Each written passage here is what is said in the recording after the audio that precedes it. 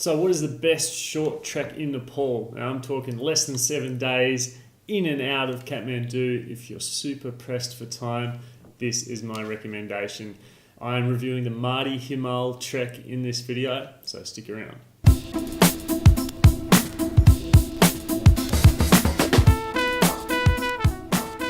Hey guys, Chase here, keeping you informed and in shape for the mountains. And on this channel I share with you my gear advice, fitness tips for trekkers and mountaineers, as well as trek review videos just like this one. So if you're new here, hi, let's get into it. So in this video I'm reviewing the Mardi Himal Trek. I believe it's the best short trek in Nepal. Its main competition would be the Poon Hill Trek, which is currently the most popular short trek in Nepal. But in my opinion, Mardi Himal offers more variety, less crowds, and overall just a better experience with arguably better views where you're closer to the mountains. So in this video I'm covering my pros and cons, as well as some handy tips for you if you want to do this trek or perhaps any other trek in Nepal as well. Mardi Himal is the perfect trek for you if you're new to hiking or trekking, or if you're short on time. Some treks in Nepal can take multiple days of travel by bus, plane and jeep for you to get to the trailhead, so just keep that in mind when you're booking your trip to Nepal. Part of the reason why Mardi Himal is so accessible is because of its proximity to Nepal's second largest city, Pokhara, which is soon to get its very own international airport. So it's my prediction that this trek will really blow up when that airport is finished, because you can fly directly into Pokhara without having to deal with the craziness of Kathmandu. One of the main reasons why I chose to do this trek is because it is all about the ridge. The ridge is amazing. I'm the kind of person that will pick an adventure solely based on what kind of views I'm going to get. I love photography and I love videography, so I always take that into account whenever I'm looking at booking a trip. When I looked at the map of this area and discovered that this trek follows a relatively narrow ridgeline the entire time, I was super excited, because ridge hiking means you're likely to get great views on either side of you, not to mention that wonderful feeling of exposure and really feeling like you're in the mountains. I also chose to do this trek because of the close-up views that it provides of Machu Picchu. This incredible peak is often called Fishtail Mountain because of the shape of its summit. It is one of the most famous mountains in Nepal. It is also so sacred that climbing to its summit has been banned. So in fact, no one, to common knowledge, has ever stood on top of the summit of this mountain. I just love that concept, that I'm looking at a place in the world where no one has ever stood and where hopefully no one ever will. So other than the obvious beauty of the trek, I love the fact that this is a short and sweet trek. You can get it done in as little as 3 or 4 days, or you can stretch it out to 7 if you like. It's perfect for a beginner who's short on time. It's also a very social trek. There's very few options to stay, so that means that you generally run into the same people throughout the trek. And as a solo trekker, that's great because it gives you the chance and the opportunity to form those relationships. And isn't that what traveling is about at the end of the day? I think that's super important and something worth noting. In terms of the weather pattern, it's fairly predictable. Like the rest of Nepal, you can experience clear mornings through many months of the year, but typically you'll have the afternoon sort of clouds and storms roll in, which can hinder the views. So unless you're going in winter when it's very clear, you'll probably tend to do most of your walking in the morning. And the flip side of that is that you tend to have these kind of long, boring afternoons when the clouds roll in, but that's kind of just part and parcel of this trip. Now that leads me into what I don't like about this trek, which is not much, to be honest. The only thing I can say is that Mardi Himal does kind of have this manufactured feel to it. I get the feeling that no one really lived here before it became a trek, so I think that's a big part of why I noted a distinct lack of culture in this area. So in a way, it kind of feels like a little bit of a theme park. I mean, there's no reason for anyone to live on this weird ridge in the middle of nowhere. There's not really any villages per se, only small groups of tea houses along the way, which is fine if you're familiar with Nepalese culture already, but if this is the only thing that you get to experience out of Nepal, I think you'll be missing out on some really important cultural elements. For example, there's a significant lack of those typical Nepali stores where you kind of feel like you're walking into someone's house. Those little stores don't really exist along the Mardi Himal Trail, which is a shame because you miss out on those great little interactions with local people that I think are just so special. So that's about it for the pros and cons of the Mardi Himal Trek. If you're still watching, you're probably interested in the next part where I'm going to go through how to get there and what to expect along the way. Okay, how to get to the start of the trek. Well, most people will fly into Kathmandu, then you can either get a bus or fly to Pokhara. Like I said, soon enough you'll be able to fly internationally directly into Pokhara, but at the moment it's just a short flight. Then you can hop on a local bus. It costs about 150 rupees, so like $2 or less, from the Pokhara Baglang bus park. And you'll be jumping on a local bus with local people, which is a cool experience. It'll take less than an hour. It'll drop you off at Kande, which is 1,500 meters above sea level, and that's where you'll begin the trek.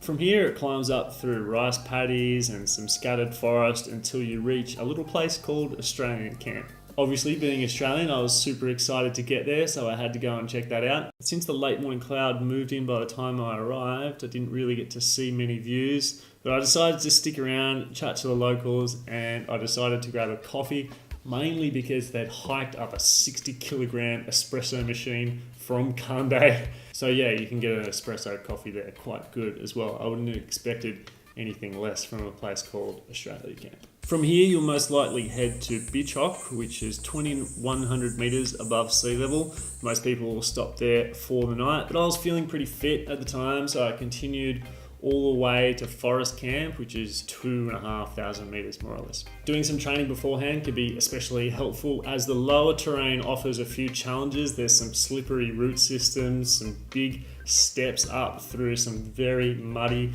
oak, rhododendron and bamboo forests, which actually makes for quite spectacular jungle trekking. It's really beautiful. One great thing is that you really have a lot of freedom of choice about how much hiking you do every day. For instance, from Forest Camp, you can choose to walk just to Low Camp, which is like a moderate day. But if you're feeling pretty strong and pretty fit, you can continue all the way through to Middle Camp, which is what I chose to do. You'll probably start to really feel the altitude once you reach Middle Camp, which is at 3,000 meters or around 9,000 feet. And I highly recommend staying put for an extra night here if you're not feeling too good. My advice is that you listen to your body, you take your time, let yourself acclimatize, and don't be in a rush. Just enjoy the trip. And if you're not sure about the symptoms, please go and watch this video. Very important stuff. Now, if you're not feeling too good, it doesn't matter. This is a great place to stay for an extra night. It's where the tree line ends. So from here, you've got open ridge line up ahead of you. You can see Machu Picchu. You've got valley to the left and to the right. And even if you turn around, you can see the ridge where you walked up. So it's pretty much a 360-degree extravaganza view at this point. Once you're past the tree line, the weather is generally a lot clearer, especially in the early mornings. You remain on this increasingly narrow ridge that faces the epic Machu Picchu. The trail takes you through the final village on the ridge, which is called High Camp, at around 3,500 meters. Some maps incorrectly state 3,900, so just be careful of that. And for almost everyone, this is the highest point at which you'll sleep on the trek, unless you're planning to climb Mardi Himal itself. Once you've spent the night here at High Camp, it's common to get up early, maybe even in the dark, and head up to the real highlight of the trek, which is simply called the upper viewpoint. It's at this point where I took these photos. We have an incredible clear morning, and you can check out more of those on my Instagram account. From the upper viewpoint, you can choose to continue up higher to Mardi Himal Base Camp at 4,500 meters, which is 100% worth it as the ridge becomes increasingly narrower and it kind of turns into this scrambling, climbing little adventure Not too sketchy. I think anyone can do it as long as it's a clear day. But I'm telling you, if the weather comes in and it gets cloudy, you should probably turn around and go back to high camp, because it's just not worth it. Just a couple of days before I was there, a Russian hiker went missing. She was on her own. So things like this happen a lot in this area. So please, please, please be careful. Make sure you know how to handle yourself in the wilderness if you're going solo. If you choose to go all the way up to Mardi Himal Base Camp though, be aware that there's not a lot there. There's no tea house there, you can't stay there. It's basically just a guy huddled under a tarp whose sole purpose is to provide you with a hot drink when you get there. Take a packed lunch from high camp, so you've got something to snack on during the day, because there is nothing, nada. Now, in the market research for this video, one of the main questions is, do I need a guide for this trip? And given everything that I've just mentioned, I should say yes, but really you don't need it. If you are one of those people that just likes to travel on your own, then fine, go ahead and trek it solo. But unless you have that kind of experience, I'd really recommend getting a guide for this trip. Not only is it going to prevent you from making any terrible decisions, but it's also nice to have a guide to get the cultural insight, to have a translator, and to just generally make sure everything goes smoothly. If you're looking for guiding and porter services, I'd love to recommend my friend Peru from Himalaya Hub Adventures. I've known Peru for a decade. He was just a youngin' when we met in 2011. Since then, he's built this business with his friend. They're all young guys. They've got a lot of energy and they're just great fun to be around. So if that's kind of your vibe, check out the link in the description below. And anyone who is a part of our group, Trekking FAQs on Facebook, will get a 10% discount with Peru. So check that out in the link below. If you do choose to go at this solo, then you'll have to make a few difficult choices along the way about whether you return via the same route that you came up, or whether you descend to the valley either to the east or to the west. I chose to descend to the west. I went into a town called Sitting, and I got a jeep from there back to Pokhara. Keep in mind that that can be quite expensive as well, somewhere between 2,500 to 6,000 rupees, depending on who you go with. Your other option is to descend into the valley to the east. From here, you could even link up into the Annapurna Sanctuary Base Camp, which would be an incredible trip, probably one of the best treks in the world. Or you can head to Tatapani and go to the hot springs, and then head back to Pokhara from there. The best time to trek here is probably from October to January. That's when you're going to get those clearer winter days offering spectacular views and definitely less crowds. Post-monsoon, like September, can be problematic if the monsoon remains a little longer, like it did for me. But as long as you get up early, you will still get some great views. Springtime, like March through to early May, would be an excellent choice as well. That's when you're going to get rhododendrons. The rhododendrons will be flowering at this time, so that's going to make for an extra beautiful trip. In terms of the tea houses along the way, they're basic but comfortable. Within the tea houses, you'll be able to get everything you need, like water, snacks, tea, coffee, all your main meals, obviously. Like I mentioned earlier, there's no stores in this area to buy clothing or equipment. So if you forget something or something breaks, you're going to be in a bit of a pickle. So to prevent that, make sure you download my trekking gear list. It's in the description below. Also check out this video, which goes through all of the equipment you can buy on the cheap in Kathmandu, so you can save some cash. Another common question that I got in the research phase was, how hard is the trip and how fit do I need to be for it? Well, honestly, I didn't find it a very difficult trek, but having said that, putting in some specific preparation beforehand is going to boost your overall enjoyment of the trip. There is some steep, difficult sections and some long days on this trip. So out of our programs, the most appropriate one would probably be the uphill endurance program. I'll put a link in the description below. It's about 8 weeks, very specific trekking and hiking training, very light on the gym side of things, so you can do it anywhere. Basically perfect for a trek like this.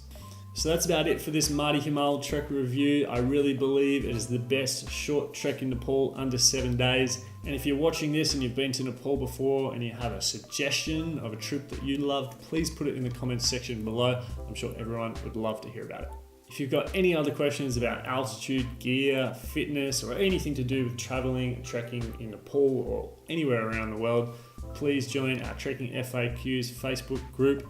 The link is in the description. Anyone in that Facebook group automatically gets a 10% discount with Himalayan Hum Adventures. Just talk to Peru and tell him I sent you. Please let me know if there's anything you think I missed in this review so I can improve these videos in the future. If you found this video helpful, please give it a thumbs up. That really helps. And if you like the video, please subscribe for more videos just like this and loads more. That's all for this video. Here's a couple of other videos you might find useful. Most of all, thanks for watching. Thanks for getting involved. I'll see you on the summit.